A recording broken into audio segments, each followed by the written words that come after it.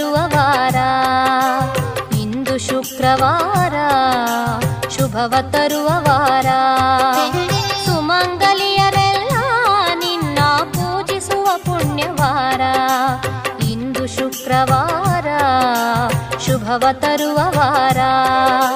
ಸುಮಂಗಲಿಯರೆಲ್ಲ ನಿನ್ನ ಪೂಜಿಸುವ ಪುಣ್ಯವಾರ. ಇಂದು ಶುಕ್ರವಾರ ಶುಭವ ತರುವ ವಾರ.